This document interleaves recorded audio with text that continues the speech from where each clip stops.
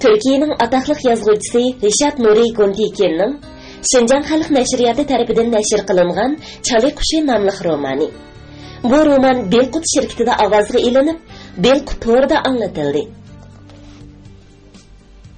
Tətil günleri öyge qaytqan edim. Bir günü mehmanlardan biri Nacime'ge.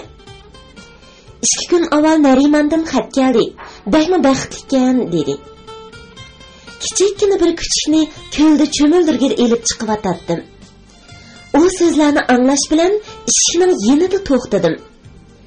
Zoңzayıp oldurup küçükni asta kuçqımdan düşürdüm. Bəxtlik tul haqqını bir narsa so'ramaydim. Lekin qo'liqim dim edi. Mehmon so'zini davom qildi. Nariman eridan bakli xursand o'xshaydi. Bu qitim baxtli bo'lsin bechora. Najima ahmoqonlik bilan. Ha, bu qitim baxtli bo'lsin bechora. deb mehmonning so'zini aynan takrorlab gapni tugatmasmi? İlacısız bir iş xiyolimga keldi. Masxara aralash. Hanım efendi yana erga tegibdimi? deb so'radim. Qaysi hanım efendi? Sizga xat yozgan xonim, Nariman xonimni da'vatdaman. Mehmonning o'rniga Najima javob berdi. Voy, sening xabring yo'qmi? Xeyli uzun bo'ldi. Nariman bir injenerga turmushga chiqdi. 5-6 aydan beri İzmirda turibdi. Bu qitim baxtli bo'lsin bechora degan duoni men 3-chi qitim takrorladim. Küçükni quchqimga elib tashqariga chiqdim. Belkut xazinasi. Lekin ko'lga bormasdan qashalg'ining ustidan atlab yuguraydim. Bog'ning atrofida pir aylanatdim. Bu yil yoz sayohatga chiqdim. Yiroqqa emas, taqir-taqqicha. Xudo bu dunyoda menga hammadan boshqa tuqqan bermaganmikin, shulardan biri taqir-taqda turadi. Aziz anishtam uzun yildan beri shu yerda xizmatda edi. Ularning Mujgan ismli mendan 3 yosh cho'ng bir qizi bor bo'lib, urug' tuqqanlarimizning bolalari ichida hammadan bakrak shuni yaxshi ko'ratdim. Mujgan satrak qiz. Lekin men uningga parvoni qilmaydim. Aramizda 3 yosh farqning bo'lishiga qaramay, uni kichigimdan tortibla cho'ng odam qatorida ko'ratdim. Hozir farqimizning azib bag'iniga qaramay, yana burunqidek o'ylaydim va hada deb chaqiratdim. Mujgan hadam mening tamoman aksim. Men qanchalik sho'x, dangvash va kapsiz bo'lsam, u shunchalik ig'ir besiq edi. Uning ustiga baxtli mag'rur, xalqini qildira oladigan qiz edi. Ba'zida nasihatlarga parvo qilmay, uning xohishiga qarshi chiqsam-mu, oxir yana bo'ysunishga majbur bo'lardim. Nima uchun? Buni nima bilay? Adam balasi birisini yaxshi ko'rib qoldimi? Bo'ldi. Uning quli bo'lib qoladi ekan. Mujgan bir qancha yilda bir qitim Aysha hammam bilan Istanbulga keladi. Va bir necha hafta Chaharbog'da yoki boshqa hammalarimninkida mehmon bo'ladi. Shu yozda meni chaqirib taqir-taqdan xat keldi. Aysha hammam Basima hammamga yozgan xatida sizning kelishingizdan umidimi yo'q. Shunga Faridani yozliq ta'tilda 2 oyga bo'lsa-mu cho'qim avatim. Kutimiz. Menmi uning hammasi. Agar kelmasa, anishtami, menmi, Mujganmi hammamizdek xafa bo'lamiz debdi. Basima hamma bilan Najima taqir-teg'ini dunyoning bir burchikida deb biladi. Shunga yiroqdagi yulduzlarga qaragandek ko'zlarini qisib, "Shumi gapmi? Qandaqmi yetib bag'li bo'lsin?" deyishdi. "Ruxsat qilsangiz, u yerning bag'li bo'lmaydigan yer emasligini isbot qilsam" dedim. Saboqdoshlarim orasida yozliq ta'tilda oilasi bilan birga sayohatga chiqadiganlar, va qaytgandan keyin eg'izi tegmay maqtindiganlar bor edi. Demak, maktab ochilganda menga shundoq maqtanish fursati kelgan edi. Bultirqi muhabbat hikoyasiga bu yilqi sayohat hikoyasi qo'shilsa, ajoyib bir tantana bo'ladi-da.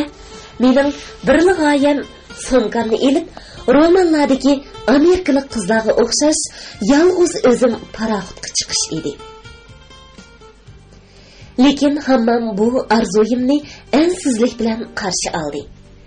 Shunga menga bir hamroh qo'shmasdan yo'lga chiqishimga rozi bo'lmadi. Shundaq turib yana qarang'i tushganda reshatkadan dengizga engishma, bir hasi bilan gaplashma, paraxutning palanpaylaridan yugurib tushma degan nasihatlar bilan jinimga tegdi. Go'yo takir taqqa qatmaydigan bu koni paraxutning dengiz okeanlarda yuradigan cho'ng paraxutlarninkidek 80 metrlik palanpaylari bordek. Mo'jganni ko'migimga 2 yil bo'lgan edi. Bu arada o'sib yetilibdi. So'zlashga aymangidek darajada salobatlik bir xinim bo'lib qapti. Shuningga qaramay, tezdan oppoq-chapoq bo'lib ketdi. Ayşe hammam bilan Mo'jganning to'nishlari bekmi ko'pkan. Menmi ularning orasiga qo'shilib ketdim. Har kuni mehmondorchilikqa, chaqirboqqa, bog'larga chaqirlabdi.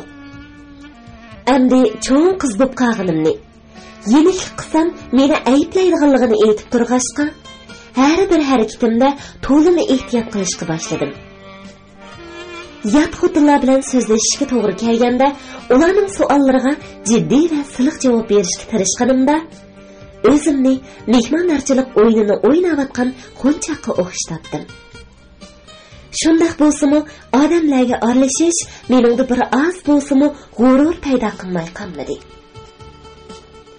Garchi bu mehmondorchiliklar meni qiziqtirsa-mu, yanada meni xushal qiladigan vaqtlar Mo'jgan bilan yolg'iz qolgan soatlarim bo'ladi. Enishtamning uyi dengiz yoqasidagi cho'ng bir to'pilikning ustida edi. Mo'jgan hadam ba'zi joylari tiktamga o'xshib ketadigan bu to'pilikdan to'g'ri dengiz bo'yiga tushishni xatarlik deb buningga yo'l qo'ymaydi. Keyin o'zini buningga ergashdi. Biz soatlab qumda yotardik. Suvga tosh etib, sayratib o'ynaydik. Va dengiz bo'ylab yiroq-yiroqlarga ketardik. Dengiz mushi mavsumda bakmi go'zal va tep-tinish bo'lsa-mu, lekin ko'ngilsiz edi. Ba'zida soatlab o'ltirsakmi, dengiz yuzida biror yelkan yoki suv tumanni ko'rinmaydi. Bo'libmi, kechki paytlarda dengiz suvi kishini cho'chitgandek holda qutirib ketadi. Lekin men dahshatning oldini sezgandek, dengiz bo'yidagi qiyolarni vaqtlagan silkilarim bilan chang keltirdim. Bir kuni Mo'jgan ishimiz yiroqdagi tumshiqqa qarab mangdi. Maqsadimiz shu tumshiqni paydo qilgan qiyolar kaynidagi xilvat bir qo'ltiqqa berish edi. Biroq yo'limiz to'silib qoldi. Oyoqlarimizni silib suvga tushmakdan boshqa chora yo'q edi. Men buningga bekmi xush bo'ldim. Biroq bu yerga yetib xinim bo'lib qolgan Mo'jganni qanday qilamiz? Har qanday qilsam-mu, to'pli va paypoqlarni yashmasligiga ko'zim yetib, shuni taklif qildim. "Kel Mo'jgan hada, seni xapash qilay. Mana shundoq o'tkazib qo'yaman." Mo'jgan unimadi. "Sarang qiz, cho'pchong odamni qanday ko'tarib o'tkazasan?" Bechara Mo'jganning yeshiga o'xshash, bo'yini meningdan cho'ng bo'lg'achqa, meni ko'tarib o'tkazishga kuchi yetmaydi deb o'ylaydi-da. Men mug'ambarlik bilan uningga yiqilishib, "Qani, bir sinab ko'raylik. Ko'taralsam omidim," dedim-da, yon pishidan tutib dast ko'tardim. Mo'jgan dastlab biri ishki chandab bo'ldi qildi deb o'yladi. Keyin o'zini qutuldirishga harakat qilib, "Saranglik qilma, qo'yivatgin, meni qanday ko'tarasan?" deb kuldi. Keyin yalang oyoq suvga kirganligimni ko'rib, jini chiqay dedi. "Sen paxtadek yenikkansan hada," dedim. tipirlaydigan bo'lsang, ikkimiz tangli yiqilib tushimizda, sho'rimiz quriydi. Tipirlamasangni qo'rqadigan hech ish yo'q. Bechora qizning rangi o'chib ketdi. Biri ig'iz so'z qisila tangpunliq buzilib ketishidan qo'rqib, og'zini, ko'zlarini yumib, chochlarimga esilib oldi. Bechora Mo'jgan bir g'ayri cho'nliqdagi suvda xuddi yar girvigidan o'tayotganda ko'zlarini yumib, qimir qilishga petinolmaydi. Tumshqi burilish bilan nimani ko'rdik deymamsizlar? Dengiz bo'yiga chiqarilgan qiyiq yanada tamoq yeyotgan 3 beliqchi bizga qarab turmasmi? Qiladiganini qildingda Farida. Endi qanday qilamiz? deb pichirladi Mo'jgan. Men kulib ketdim. Beliqchilar odam yemaydi-ku. Lekin holimiz bakmo chataq edi. Bo'libmi men tizlarimgacha yalang'och, qo'limda paypoqlarim haqqi ko'ringidek holda emas edim. Mo'jgan inchki pochoqlari bilan supurgidan qochgan o'michikda qechishga tayyorlanayotdi. Uning bu vahimasi menga yoqmadi. Men beliqchilardan nemishqa yo'llarni suv besib ketganligini, dengizning qaysi tarafida, qaysi mezgillarda beliq bo'lganligini so'radim. Ishqilib bu gapga selish maqsadida so'ralgan savollar. Beliqchilarning ikkisi 20 yoki uningdan sal ortiq yoshdagi yigitlar. Uchinchisi saqalli qeri edi. Yigitlar uyatchanda ko'rinadi. Javobini qeri berdi. Onu menga o'xshashli gap tepishdan qiynalganligi uchun mening kimligimni so'radi. Bir oz turib qolgandan keyin Marika degan qiz bo'laman. Sodigar tag'amning uyiga Istanbuldan mehmon bo'lib keldim. Dedim-da ketib qoldim. Mo'jgan qo'limdan tatib meni so'ragandek yugurtib qo'ydi. Xudo jajangni bersin, nemishqa bundaq deysan? Boshqa nimani deyman? Istanbuldagi hammalarim tilingni tatqin, o'rinsiz valaqlama, u yerning odamlari g'ayratxo'r bo'ladi deb qayta jikilgan tursa. Shunga beliqchilar beshinlar emas, paqalchaklarini o'chib qo'yib yurgan bu qanday musulmon qizi deb qamasin dedim-da. Qo'rqinchoq Mo'jgan arzimagan bu ishni cho'ng bir ish qilib oldi. Kashqurunlari Mo'jgan bilan ishimiz qo'ltiqlashib, sayli qilib yurganimizda bir otliq yosh ofitserning atrofimizda cho'gilab yurganligiga diqqat qildim. Ofitser xuddi itini mashq qildirayotgandek harakatlarni qiladi. Lekin Xudoning ziminida u mangidek boshqa yo'l yo'qdek, doim biz mangan yo'ldan mangadi. Yerimizdan o'tib ketayotganda bizga tikilib qaraydi. Turqidan to'xtab bizga gap qildigandek edi. Bir kuni u yana itini o'ynatib, bizni yo'l yoqasidagi daraxtlar orasiga kirgizib o'tib, yerimizdan o'tib ketganda, men ostag'ina kulib tamiqimni qardim. Ish tushunishlik Mo'jgan hada, dedim. Mo'jgan menga qarab, "Nima demoqchisan, Farida?" deb so'radi. "Shundoq demoqchimanki, biz avvalgidek kichik qizlar emasmiz hada. Ofitser bey bilan tanishib qilishing tamoman mumkin." Mo'jgan kulib ketdi. "Menmi? Saraq qiz.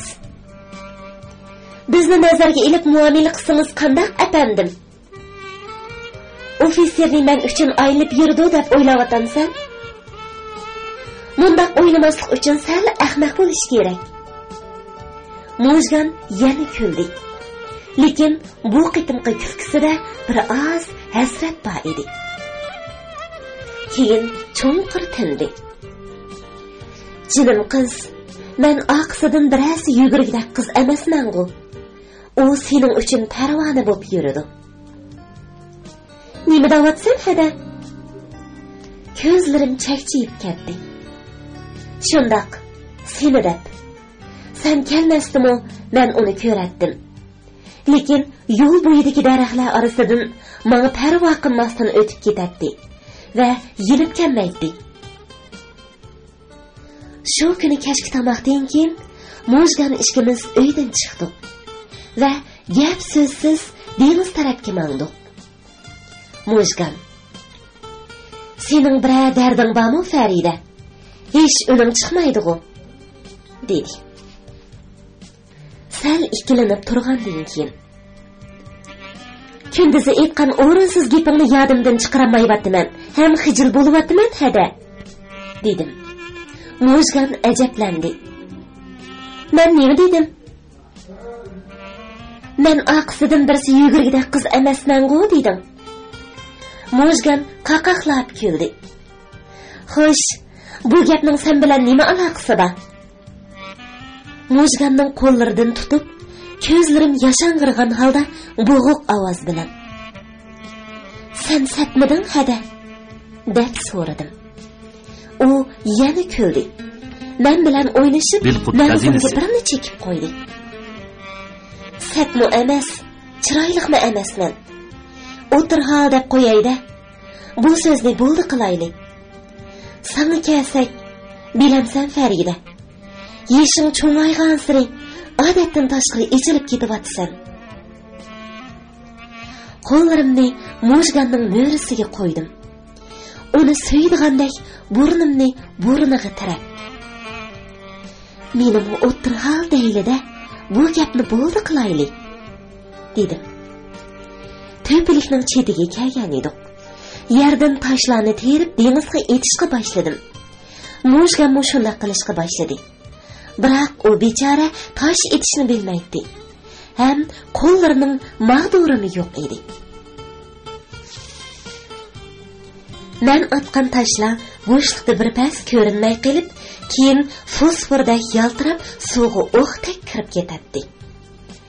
Uning atgan tashi ko'klik holda do'milab berib, to'plikdagi toshlarga uriladi yoki qumlarga tushadi. Biz uchimiz o'zilgina kulatdik. Ay yo'rqiga cho'milgan dengizning ikki yosh qiziga beg'ishlaydigan ilhomi faqatli shu bo'lmasligi kerak edi. Ilojimiz qancha? Bir ozdan keyin Mo'jgan yerib ketib, yo'g'on toshning ustida o'ltirdi. Men uning yoniga kelib, qumda o'ltirdim. Anglayotganinglar Delqu to'ridan anglatilayotgan ovozliq asarlar sahifasi. Mo'jgan maktabdagi saboqdoshlarim haqida har xil savollarni so'rashga boshladi. Men Mishel haqidagi bir qancha voqeani aytib berdim. Keyin tilimni yig'olmasdan yiliqi o'zim to'qigan hikoyani aytishga boshladim. Buni aytishning nima hojati? Ajaba, Mo'jganga e'tirof qilganlarim ancha bir sho'xlikning ehtiyojimidi? Bilmayman. Lekin ba'zida o'rinsiz ish qilayotganimni bilib turib, jim turib olay desammi, o'zimni zotila tutolmaydim. Mo'jganga aytib berganlarim saboqdoshlarimni bo'ri cho'chikiga o'xshash qandoq oldiganligim haqidagi hikoya edi. O chaqlarda o'ynagan rolim tufaylidan qandoq qayg'uliq ahvolga tushgan bo'lsam, hozir ashunday qilish majburiyati bo'lmasimi, nima uchundir o'zimni qayg'uliq his qilardim. Mo'jganning yuziga qarayolmaydim. Gah uning etaklarini va tugmalarini o'ynaydim. Gah beshimni tiziga qo'yib, dengizga yoki yiroqlarga qaraydim. Hikoyamning qahramonining kim ekanligini dastlabda Mo'jgandan yushirishga tirishdim. Keyin buni og'zimdan chiqarib tashladim. Mo'jgan hech narsa demasdan chochlarimni silab, quloq selib o'ltirardi. So'zimni tugatib, saboqdoshlarimga yolg'on aytganimning ayib ish ekanligini, buni his qilganligimni deganimda, u nima dedi deymamsizlar? Bechora Farida, sen haqiqatan Kamranni yaxshi ko'rdikansan, dedi. Qattiq vaqirab o'zimni Mo'jganning ustiga otdim. Uni qurib qolgan cho'plar ustida do'miltishga boshladim. Nima deding? Men u mug'andar seriqchayanni, ha? Mo'jgan asrab hömedab o'zini qutqizishga tirishib tipirlaydi. Qo'yratgin, ustimishimni yirtadigan bo'lding. Yo'ldan o'tganlar ko'rsa, sharmanda bo'ldimiz. Xudo haqqi undaq qilma, deb yalvardi. So'zingni cho'qim qaytirib olasan.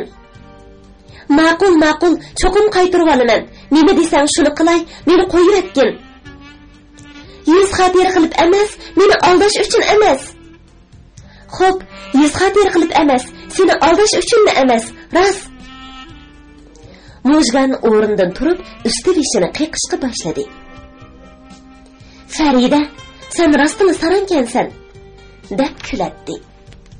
Men tiqi o'rnimdan turmagan edim. Titrab turib, Xudodan qo'rqmasdan qanday qilib men tuhmat qila olding? Men tiqi balig'u, dedim va o'zimni tutolmasdan yig'lashga boshladim. Shu kuni kechasi qattiq qizib chiqdim. Nemishqidir uxlayolmaydim. Jo'ylaydim. To'rga tushgan beliqdek o'zimni uyoq-buyoqqa atatdim. Ta'limga tun qisqa edi.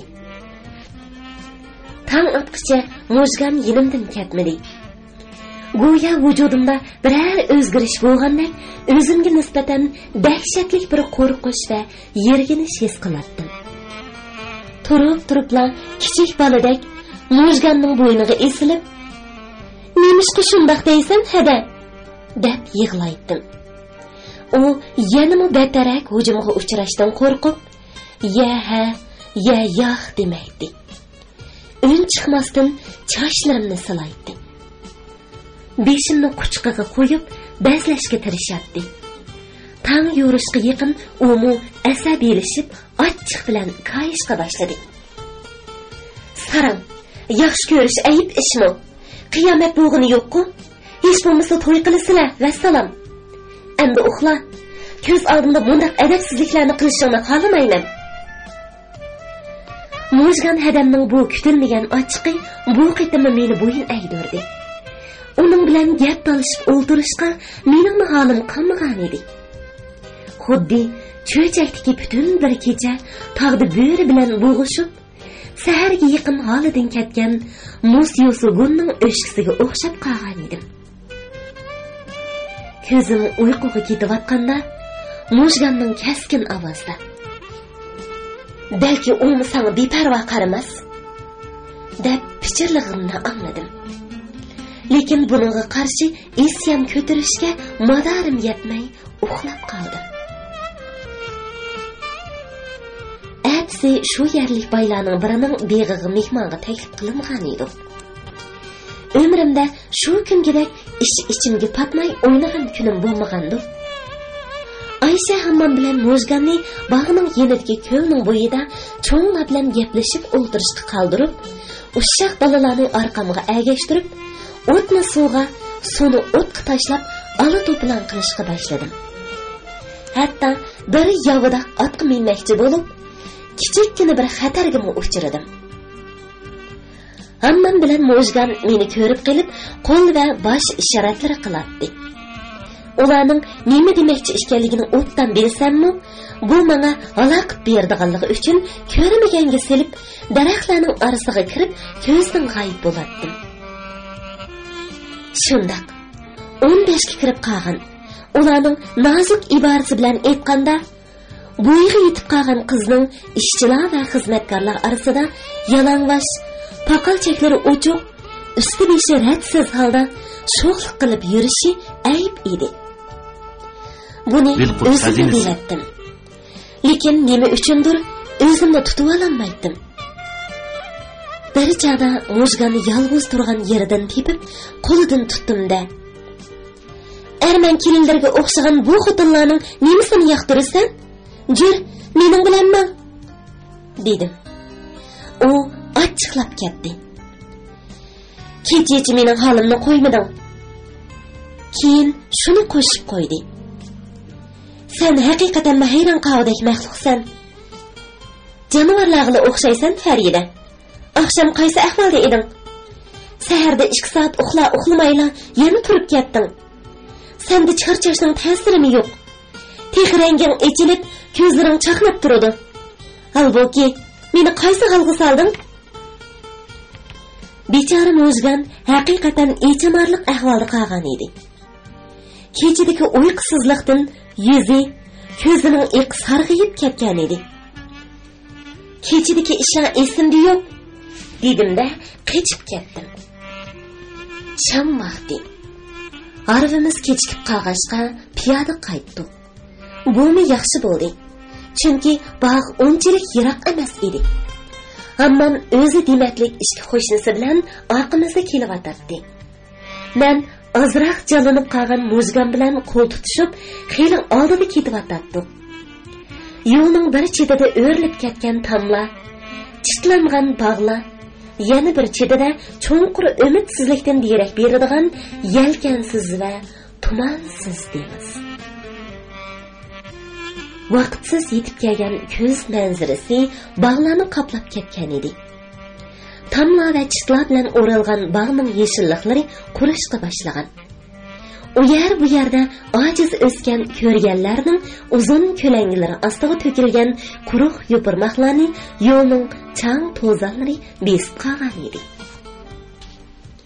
Faqat yiroqlarda qaranchuqsiz qolgan bog'larning ishkirlarida qora qatlar to'kilib yotadi. Allah Taala bularni chala qushila cho'qilab yesin deb yaratgan. Shuning uchunmi umidsizlikdan derak berib turgan dengiz tarafni tashlab, Mujganning qo'lidan tortib, qora qatlar bor tarafga so'rab mandim. Kaynimizda kelayotganlar toshbaqa meyishi bilan do'xmishga yetib borguncha biz ishimizni 80 qetib bitirib bo'lamiz. Mujgan hadam kishining taqtini taq qiladigan darajada mis-mis edi. Etizliqlarda manganda toflisining pashnasi qayrilib ketadi.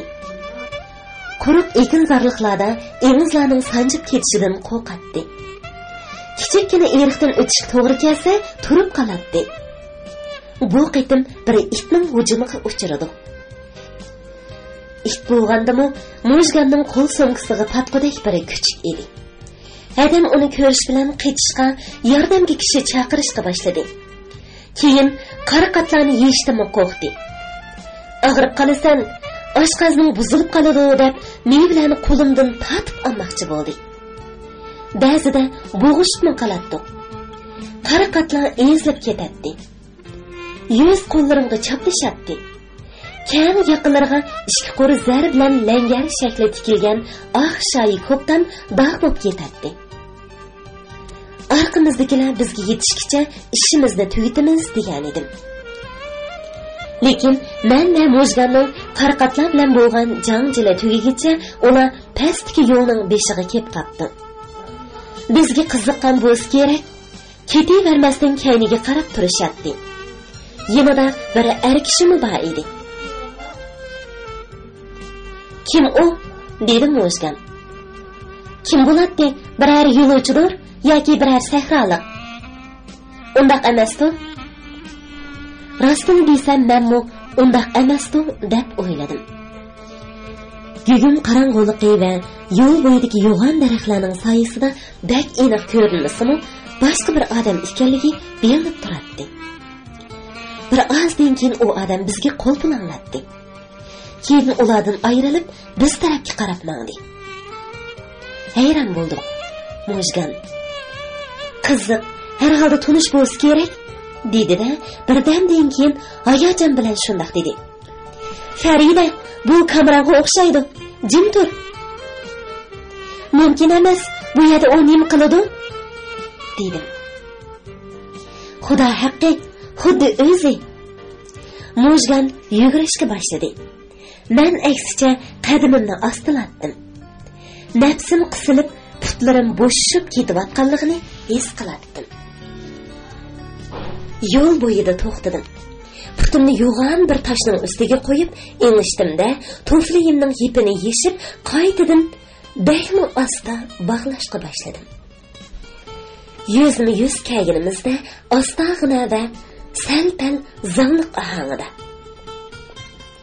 "Tova, siz bu yerlarda shuncha uzun yo'l azobiga qanday chidadingiz?" dedim. U hech narsa demadi. Yot odam oldida turgandek tortinchoqlik bilan kulimsirab yuzimga qaradi. Keyin qo'lini uzatdi. Men qo'limni bermasdan kaynimga yoshirdim. Mujgan hadan ikkimiz o'zimizni qarqatlar bilan mehmon qildik. Qo'lim shirni yo'qi. Uning ustiga changlar yipishib ketdi. Hammalarim qandaq? Najimachu. Ko'zlaringdan so'yib qilishdi Farida. Rahmat. Bakmi ko'yibsan Farida. Terang parqirab ketibdi. Attapdin. Shu arada Mujgan so'zga aralashdi. Senmi ko'yibsan Kamran? Kim biladi? Balkim attapda kunliksiz yurgani uchundir. Dedim. Kulishdik va menib ketdik. Keyin Ayşe hammam bilan Mujgan Navra akamni o'ttirig'i elib oldi. Hammamning qo'shnilari 40 dan oshgan xotinlar bo'lsa-mu, o'zlarini ayol Kamranni er kishi hisoblab oldida menib ketishdi. Men balalar bilan birga oldida ketayotgan bo'lsam-mu, quliqim orqamda edi. Navra akamning hammam bilan Mujganga o'zini qanday shamollarning uchirib kelganligini aytayotganligini anglaydim. Bu yoz Istanbulda bekmi zerikib ketdim. Qanchalik zerikkanimni sizlar his qilolmaysizlar. Zarda bilan poshnamni yerga urdim. Ichimda albatta baxtli to'ni yeb arlayotgandan keyin tabiiy shunday bo'lmay nima bo'ladi dedi. U so'zini davom qildi. Avvalgi kecha oyning 15 edi. Bir to'p do'stlar bilan olam teg'ig'i chiqdi. Bekmi chiroyli kecha edi. Lekin men kishini har buzdigan mundaq tomoshalarga chidamaydim. Tong saharda hech kimga demasdan yolg'iz o'zim shaharga qaytdim. Yurkim bekmi siqilg'ashqa bir necha kun bo'lsa-mu Istanbuldan ketishni xohladim. Nega boraman? Yalog'iga berish mavsumi emas. Bursa mush oylarda do'zaxdek isib ketdim. Birdilla yodimga sizlar tushdinglar. O'zimni sizlarni bekmi sig'ingan edim. Anglayotganinglar Bilqu to'ridan anglatilayotgan ovozliq asarlar sahifasi. Anishtam hammam shu kechasi Kamran bilan xilg'icha bog'da bo'ldi. Mujganmu charchab yerni dastigirak holi bo'lmasa-mu, ularning yenidan neri ketmay o'ltirdi. Men o'zimni apqichib, hadisi ishkirga yoki bog'ning orqasiga o'tib, ko'zdan g'oyib bo'latdim. Bir chaqda nemishqidir ularning yeniga kelishga to'g'ri keldi. Kamran mendan ranjiganda qiyofatda. Mehmonga hurmat kelib qoldi ekanda, dedi. Men kulib mo'rlarimni qisdim. Mehmonni ko'rolmaydi degan gapda, dedim. Mujgan yana meni qochirib qo'ymaslik uchun berikimdan va etikimdan ching tutib turadi. Biri silkinib uyqum kelganini aytib, yotoq uyimga chiqib ketdim. Mujgan yarim kechaga yaqin kirganda men o'rnimda uxlamay yotatdim. U karbitimning chetiga o'ltirib yuzimga qaradi. Kulib etmay deb nerq tarafga o'rildimda xo'rak tortishga boshladim. U xeyli tezda beshimni ko'tardi.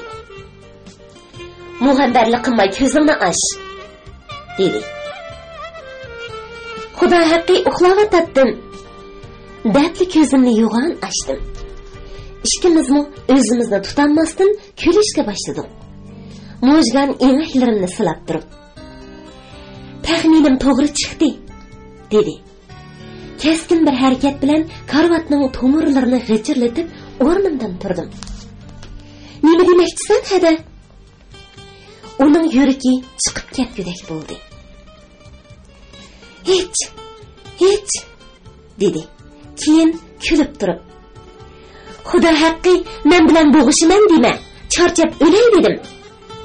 Shuningdan keyin chiroqni o'chirib o'rniga berib ketdi.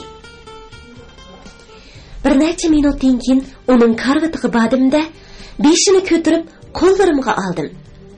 Biroq u bechora haqiqatan uxlab qolgan edi. Ko'zlarini ochmasdan, "Qo'y Farida, unda qilma", deb yalvordi. "Ma'qul, Lekin tilimning uchida bir narsa turadi. Shuni aytib olmasam, zadil uxlamayman, dedim. Uyning qorong'u bo'lishiga, Mujganning ko'zining yumuqligiga qaramasdan, yuzimni uning chochlari orasiga yushirib, quliqiga pichirladim. Sening aqlingga tayyorlachi bir xayol keldi. Buni bildin. Agar uningga biror narsa deydigan bo'lsang, seni majburiy ko'tarib opirib, ikkimizni piraxli dengizga tashlab ketaman. Xo'p, ma'qul, aytganingdek bo'lsin, dedi Mujgan va teğchili beshini silkib turganimga qaramay uyquga ketdi. Kamranning kelishi rostilla mening kayfimni o'chirdi. Uningga nisbatan ko'nglimdagi achchiq, qo'rqish, yomon ko'rishda qarama-qarshi hislar ba'zan ortib boradi. Yuzma-yuz kelib qolganimizda sababsizlar qo'pollik qilatdim yoki qechib ketatdim. Baraka topsin. Aziz anishtam mehmoniga yaxshilab nuqta silib qo'ydi. Uning bilan ko'rishtirish uchun uyiga har turli odamlarni chaqirdi. Har kuni degidek arbiga o'tirg'izib, o'ynatib keladi. Yoki yerliklarning bog'lariga mehmondorchilikqa aparatdi. Bir kuni atdigan yana shunday bir mehmondorchilikqa tayyorlanib turgan Kamran bilan talampayda uchrashib qoldik. Oldimni to'sib, biroz anglab qolmasin degandek, biri alpozda atrofiga qarab olgandan keyin mehmondorchilikning ko'pligidan o'lay dedim Farida, dedi. Men bu talampayda uningga biror yerimni tekkizmay o'tib ketilmaydiganligini bilib, sizni har kuni o'ynasi yomon bo'ptimi, dedim. Kamran bechorlarcha g'amkin kulimsiradi va ko'zlarini yuqori qaratib, mehmonni ko'rolmaydi. Lekin mehmonga uy egisini chiqishtirishi koni odat. Xo'p, men shunday qilay, dedi. Navra akam avvalgi oqshom mehmonni ko'rolmaydi degan gapimga xafa bo'lgan bo'lsa kerak. Shunga ha desa, menga ta'ni qiladi. Lekin bu yerda shikoyat qilgudak hech narsa yo'q. Har kuni yangi joylarni ko'rasiz, yangi odamlar bilan tanishsiz. U yana qalpoqlarni purishtirdi. Tanishib to'g'ri kelgan odamlar ko'nglimni ochadigan kishilar emas. O'zimni tutib ololmay, sizni xushal qiladigan odamni nerdan topadi bu bechoralar, dedim. Kamran o'zini xushal qiladigan odam deb kimga ishorat qilganligimni tushungan edi. Shunga hayajon bilan qo'llarini uzatdi. Farida. Lekin uzatilgan qo'llar bo'shliqda qoldi. Uning badani bilan talampay reshatkasi orasidan lapli qilib o'tib oldim. Bosqichlarning ishkidan dastlab naqshi etib baqqa qarab mangdim. Oxir Mujgan qilidig'ini qildi. Bir kuni atdiganda Mujgan bilan ishkimiz dengiz bo'yidagi to'pilikda sayli qilib yuratdi. Yomg'ir yaqinligi uchun yiqimliq ko'z havasi dimoqqa uriladi. Tumonga isqi o'xshagan shaklsiz bulut kunning yuzini to'sgan. Dengizning tiniq yuzida qayerdan tushganligi noma'lum bir yo'riqliq titrab turadi. Shu kuni qanday qilib bo'lmasin, erkinlikka chiqqan Kamranning cho'ng yo'ldan o'tib ketayotganligini ko'rdim. Yo'g'on bir daraxtning ko'tikida o'ltirgan Mujgan uni ko'rmadi. Menmi ko'maska selib, yerim yota burilib oldim. Shu tariqada hech narsani ko'rmay, hech nimani anglamay o'ltirgan bo'lsam-mu, uning biz tarafga qarab kelayotganligini sezdim. Nuranda yenekkina bir jimirlash his qildim. Mujgan: "Nima bo'ldi? Birgina dining ichingga tushib ketdi-ku", dedi-da, beshini burab 10-15 qadam yiroqda kelayotgan Kamranni ko'rdi. O'ri turiblar qilinadigan bir necha minutlik addiyalik suhbatdan keyin qutulishning hech qanday imkoniyati qolmagan edi. Kamran Mujganga qarab gap boshladi. "Bugunmi kunligingizni unutmabsiz-da?" U kulib turib javob berdi. Ha, bugun mu yağmur yağış xavfi bor.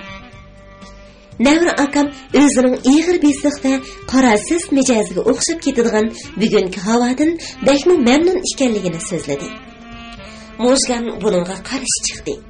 U qo'lidagi kunlikni echib, yepib, o'ynab turib, "Yaxshi, lekin odamning kayfini o'chiradi", dedi. "Bu mavsumdan keyingi kunlar ko'pincha bugungidek bo'ladi. Andin qish keladi. Siz bilmaysiz, bu yerning qishi odamni zeriktirib etadi. Aksicha dadam shunchalik ko'nib ketdiki, boshqa yerga yo'tkilishdan bakmi qo'rqdim. Unchalik yomonlab kim biladi? Balkim bu yerlik biror boyga turmushga chiqib qolamsiz dehi." Mojgan buni jiddiy tushunib beshini chayqadi. "Xudo saqlasin." Shu chaqda yenimizdan yalang oyoq bir beliqchi o'tdi.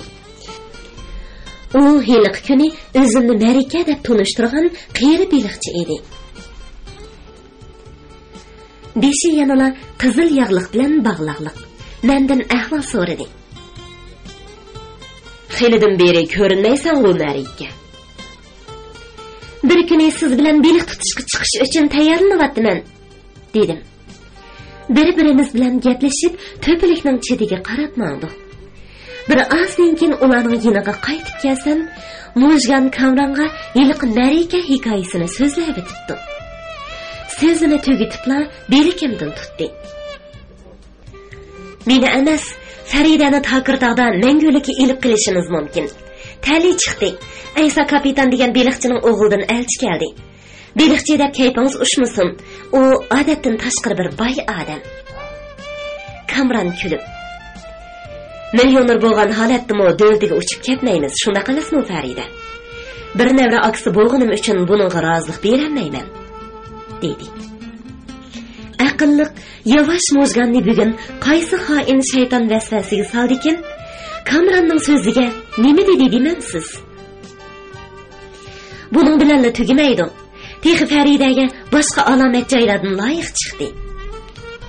Masalan, o't yurak bir otliq askar ofitseri har kuni kechqurun itiga minib uyimizning oldiga kelyotdi. Faridaga yiqish uchun har xil xatarli hunarlarni ko'rsatdi. Kamron bu qitim qaqaqlab kulyapti. Lekin bu qaqaqlashning ichida kulkiga o'xshamagan g'alati bir narsa, ko'ngil sunuqligi bor edi. "Buningga bir nima deyolmayman, javob berish o'zining ixtiyorida", dedi. Mojganga yushirincha "Xap seni" deb ishorat qilib, "Sen haddingdan bakmi eshitib ketding. Mundaq so'zlarni yaxshi ko'rmaydiganligim senga ma'lum-ku", dedim. U ehtiyot qilib Kamronning kayniga o'tib olib, menga ko'zini qisdi. "Yolg'iz qag'inimizda bundaq demayding-ku. Yolg'onchi, tuhmatxo'r." Endi Kamronga jon kirdi. "Buni menga aytsang bo'ladi, Mojgan. Men yot odam emas-ku", dedi. G'azab bilan yerni tepib, "Tushunishlik, sizlar bilan janjolsiz gaplashkira bo'lmaydi ekan. Xudoga omonat", dedim-da, qahr g'azab bilan dengiz tarafga qarab mangdim. Belqut shirkatida ovozga elinib, Belqut to'rida anglatilayotgan Turkiya yozuvchisi Reshat Nuriy Guntekinning Shenjan xalq nashriyoti tarafidan nashr qilingan Chaliqushi nomli romanini bugun mushaygacha anglatdik.